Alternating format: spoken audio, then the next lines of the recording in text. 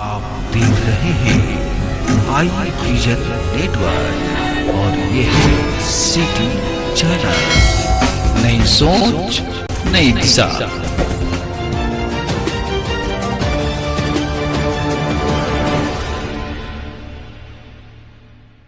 गया है उसमें बताना चाहते हैं कि एनडीए की सरकार बिहार में जाने के बाद सबसे ज्यादा नुकसान अगर बिहार के किसी भी क्षेत्र को हुआ है तो वह उद्योग का क्षेत्र है।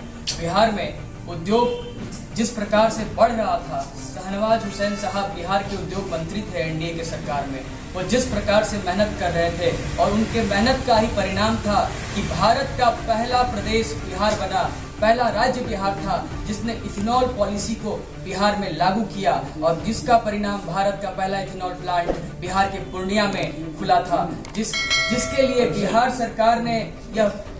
सरकार को जो बताया गया था कि बिहार की जो इथेनॉल उत्पादन क्षमता है एक वर्ष की वह 172 करोड़ लीटर थी। तो जब प्रपोजल्स मंगवाए गए उसके लिए उद्योग मंत्री ने काफी मेहनत की है और वह सभी प्रदेश में जाते थे, विभिन्न प्रदेशों में जाते थे और उद्योग घराने के लोगों को इसके बारे में बताते थे। और वहां से जब उनके प्रपोजल्स मंगवाए गए तो बिहार सरकार को जितना उम्मीद नहीं था उससे कई गुना ज्यादा प्रपोजल्स बिहार सरकार को मिले थे। तो जब बारी आई काम शुरू करने की तो क्षमता तो जितना निर्धारित था उतने को बिहार में लाइसेंस दिया गया इथेनॉल के लिए। तो पूर्णिया में पहला प्लांट खुला और उसके बाद विभिन्न जिलों में प्लांट्स को खोले गए। तो झटका कब लगा? झटका सरकार गिरने के साथ लगा। आप सभी जानते हैं कि हाल के दिनों में तेजस्वी प्रसाद यादव जी जब बिहार में उप मुख्यमंत्री के पद पे हैं, संवैधानिक पद पे है और उस पद पे रहते हुए भारत सरकार के गृह राज्य मंत्री को कहते हैं कि ठंडा कर दिए जाएंगे। ठंडाने का मतलब आप सभी लोग जानते हैं और एक तरह से धमकी दे रहे हैं। जब भारत सरकार के केंद्रीय गृह राज्य मंत्री को बिहार में धमकी दिया जा सकता है तो यह जंगल राज का शुरुआत यहाँ से दिखता है। अब नीतीश कुमार जी तो जब से एनडीए के साथ थे, नीतीश कुमार जी कभी महागठबंधन के साथ रहे, लेकिन उनका एक चीज सिद्धांत था कि वो लॉ एंड ऑर्डर के साथ कभी समझौता नहीं करते थे। तो ऐसी क्या दिक्कत आ गई कि उन्होंने अपनी सभी नीतियों को, सिद्धांतों को हटाकर तार पर रखकर वो फिर महागठबंधन की सरकार में चले गए। और जहां वो गए हैं क्या वहां वो सही से काम कर पाएंगे? ये सभी सवाल हैं। और अब जब उद्योग के बारे में हम बता रहे हैं तो उद्योग में कुछ प्लांट्स बेगूसराय के बरौनी में ब्रेवरेज कंपनीज 550 करोड़ रुपए इन्वेस्ट करने वाली थी और टेक्सटाइल्स के क्षेत्र में लगभग 500 करोड़ से भी अधिक रुपया इन्वेस्ट करने की बात थी। लुधियाना की कंपनी थी, उसका नाम भी हम आपको बता दें, लुधियाना की पंजाब टेक्सटाइल फर्म्स इन्वेस्ट करना चाहती थी। वह पंजाब टेक्सटाइल फर्म्स अब बिहार में इन्वेस्ट नहीं करना चाहती है। क्या ऐसी दिक्कत आ गई? सभी को डर सताने लगा कि क्या बिहार अब सुरक्षित है कि नहीं है। तो ये सभी कारण रही है जिसके कारण जो भी मेहनत किया गया, बिहार एक बीमारू प्रदेश माना जाता था। उद्योग के क्षेत्र में बिहार में कुछ नहीं था। बिहार में और भी उद्योग मंत्री बने एनडीए की सरकार में, वो भी कोई काम नहीं किए। जब कोई काम करने वाला व्यक्ति आया उन्होंने सारी काम करनी शुरुआत कर दी और अंत समय में उनकी जब लोगों को इसका लाभ मिलने लगा, बिहार में रोजगार होते हैं, उससे जितना उद्योग का क्षेत्र में विकास होता तो बिहार के लोग को ही ना रोजगार मिलता, बिहार सरकार को ही ना रेवेन्यू मिलता। जब लॉ एंड ऑर्डर ही नहीं रहेगा तो क्या आप सोच सकते हैं कोई भी बिहार में इन्वेस्ट करने आएगा? यही हमारा आज का इस प्रेस कॉन्फ्रेंस के माध्यम से बताना था कि ये लोग नीतीश कुमार जी कितना बिहार के लोगों के बारे में सोचते हैं। कहने को तो कोई भी कह देगा हम 20 लाख रोजगार देना चाहते हैं, ये करना चाहते हैं। अरे आप 20 लाख रोजगार कब दीजिएगा? जब उद्योग के क्षेत्र में काम हो रहा था तो आप लोग सरकार बदल दिए और उसी जिसकी विरोध करके नीतीश कुमार जी उत्पन्न हुए थे। हमेशा जंगल राज नीतीश कुमार जी कहा करते थे। यही नीतीश कुमार जी थे जो कभी भ्रष्टाचार से समझौता नहीं करते थे और आज कुर्सी बचाने के लिए वो किसी भी हद पे चले गए। तो ये सब बिहार के लिए, बिहार के लोगों के लिए, बिहार की मैंडेट जो जनता ने दिया उद्योग घराने के लिए, सभी के लिए एक तरह से बहुत बड़ी झटका है। तो आपका कहने का मतलब ये है कि अभी जो सरकार बदली है उसी को लेकर के ये जो यहाँ पे बिहार में जो वो बजट देने वाले थे वो नहीं दे रहे हैं?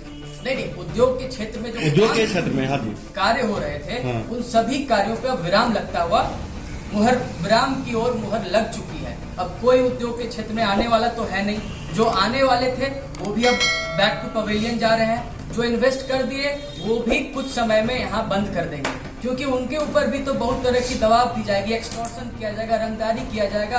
आपको एक और चीज हम बता दें, अपराध को लेकर कहते हैं बिहार सरकार के 72% मंत्रिमंडल में जो मंत्री बनाए गए हैं वो दागी हैं, जिनके ऊपर क्रिमिनल रिकॉर्ड्स है। मैं भ्रष्टाचार की बात नहीं कर रहा हूँ, क्रिमिनल रिकॉर्ड्स है। आप सब जानते हैं कि क्रिमिनल का केस जो भी नई सरकार में मंत्रिमंडल में बनी है। हाँ, कौन मंत्रिमंडल में क्या बोले? बिहार सरकार के जो मंत्रिमंडल में मंत्रियों को बनाया गया है उसमें 72% मंत्री ऐसे हैं जिनके ऊपर आपराधिक मुकदमे दर्ज हैं। तो वो क्या बिहार के बारे में सोचेंगे, क्या विजन रहेगा उनके पास?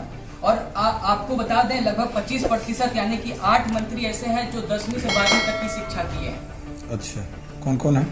आप सब जानते हैं। अच्छा, इसका रिकॉर्ड है हमारे पास, ये CNBC न्यूज का है। ये देखिए 72 उसने अपने रिकॉर्ड्स में दिया है कि 72% मंत्री बिहार सरकार के ऐसे हैं जिसने इन पर आपराधिक मुकदमे दर्ज हैं। ये देख सकते हैं।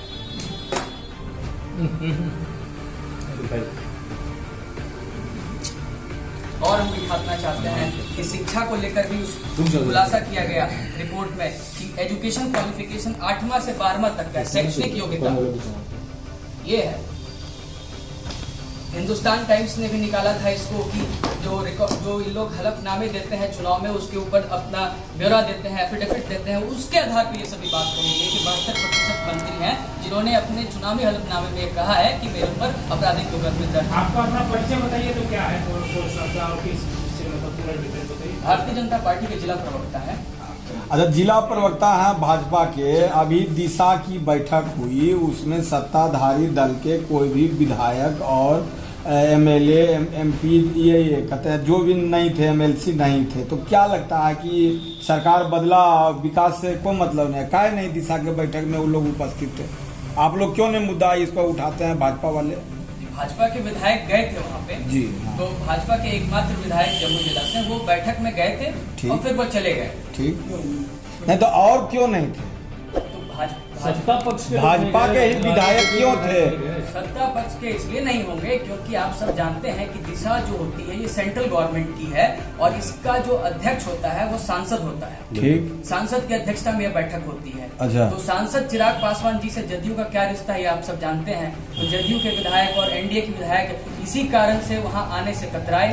अरे भाई, तो ये तो जिला का विकास का मुद्दा है, इसमें पार्टी बेसिस का कहाँ मुद्दा हो गया? जो सांसद विधायक वाला बात ना, जो नहीं आए वो बताएंगे। पार्टी से कहाँ जोड़ रहे हैं? जो यहाँ नहीं आए वो बताएंगे। भाजपा के आए कि नहीं? हाँ। भाजपा के पहुंचे और हम भारतीय जनता पार्टी के प्रवक्ता हैं। हाँ। तो भारतीय जनता पार्टी की बात मैं आपके सामने रखूं। अगर आपको हमारा वीडियो पसंद आया हो तो इसे लाइक करें, हमारे चैनल को सब्सक्राइब करें और हाँ, बेल आइकन दबाना ना भूलें ताकि आप तक हमारे वीडियो की नोटिफिकेशन पहुंचती रहे। आप अपना सुझाव हमें कमेंट बॉक्स में दे सकते हैं। हमारे साथ जुड़ने के लिए शुक्रिया।